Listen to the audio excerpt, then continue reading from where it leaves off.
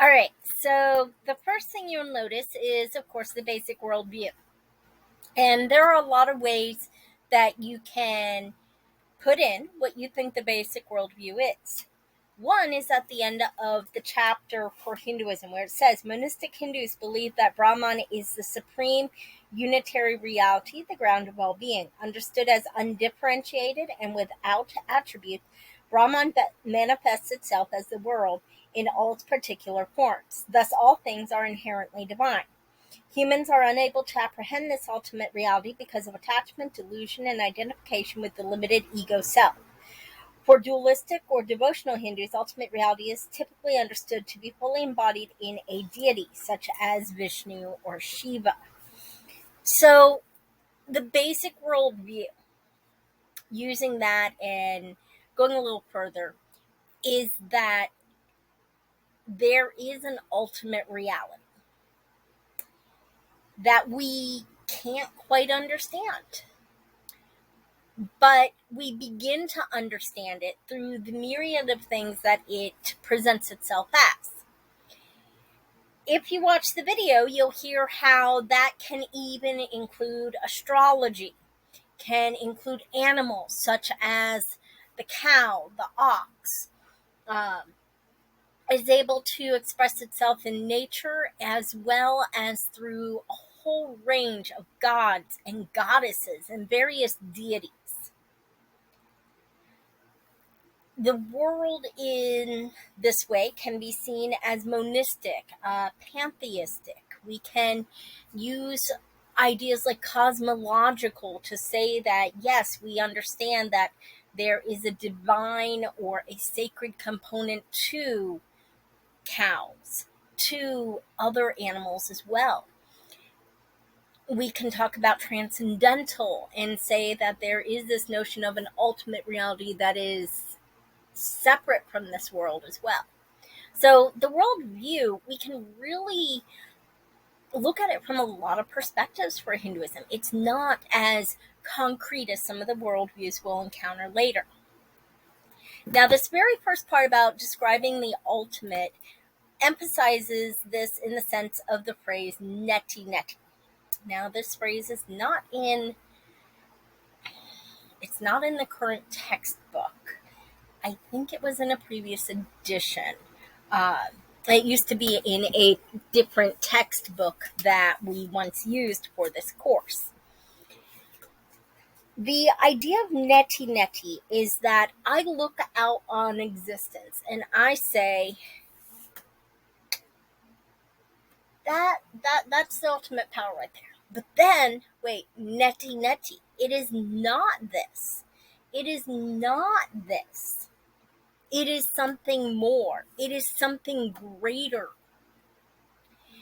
In the video, the gentleman mentions a quote that's actually from Saint Anselm, but it is found in Hindu ideologies as well, which is that this ultimate reality is that than which no greater can be conceived. If I can conceive of the divine being in this thing right here, this object, well, what about this other object? What about this other object? What about that tree? What about that rock? What about those people over there? What about those animals over there? It's this idea that if you can conceive of it, if you can think of the divine in this way, know that you're not seeing the whole picture. There's always something more. Sometimes I would tell students, think of it not just as saying not this, but not just this. Because Brahman is understood as everything. The ultimate source, ultimate power, reality, the all.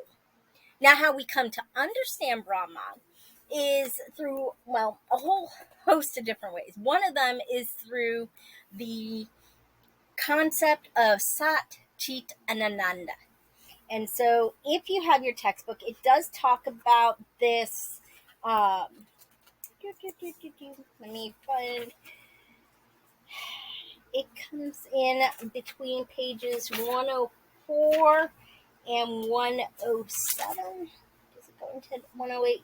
Yeah, 104 to about 108, 109 in the fourth edition. You'll read all these different components or aspects that help you understand what Brahman is. So on one site, on one aspect, it is Sat, reality, Chi, pure consciousness, Ananda, bliss. But it's also understood through the Trimurti, which is the triple Godhead. Now, there is a slight difference between the triple Godhead mentioned here and the one that's mentioned in the video. In the video, they leave out Brahma and replace Brahma with Devi, the mother goddess. Historically, though, Brahma was understood as the personal aspect of Brahman, the creative force that made the universe and then just kind of disappears off to the side. So you do have three main deities that do tend to be worshipped. Brahma, he's in plenty of statues.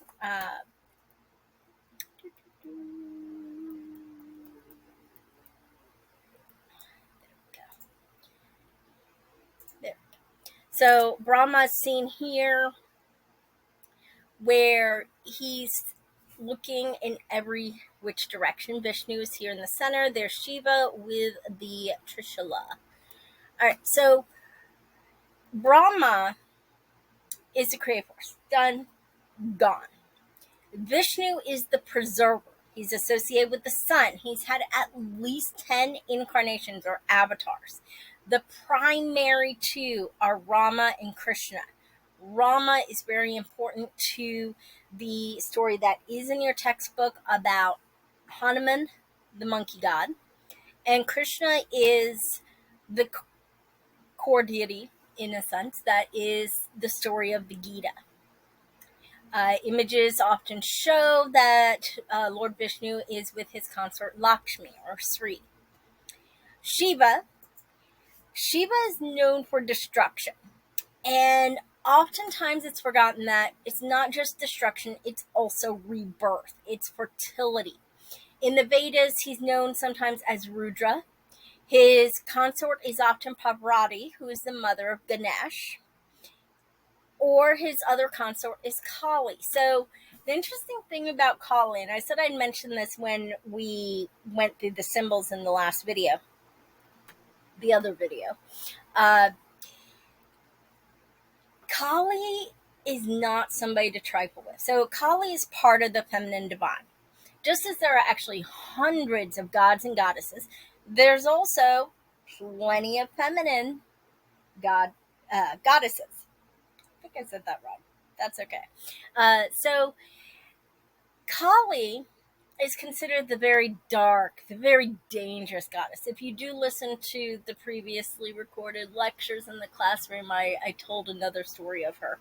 But for this purpose, Shiva once tried to control Kali. You don't. It doesn't matter that you're god of destruction and rebirth. You don't do that. And she ended up with his Trishula for a while.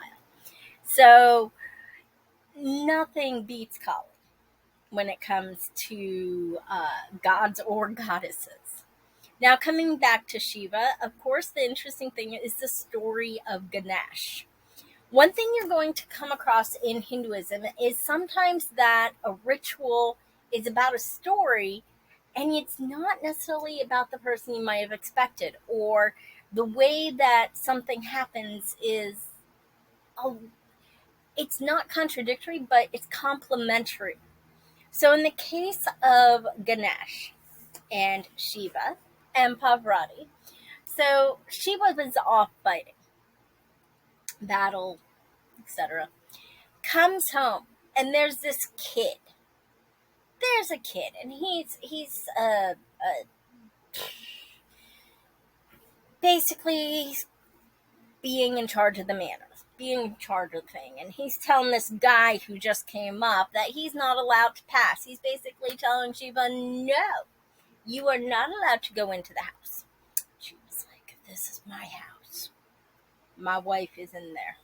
Who are you? And kind of just like, well, cuts off the head of this kid. Marches in. There's Parvati in the bath, and Parvati's like, "Oh, sweet husband, you met your son."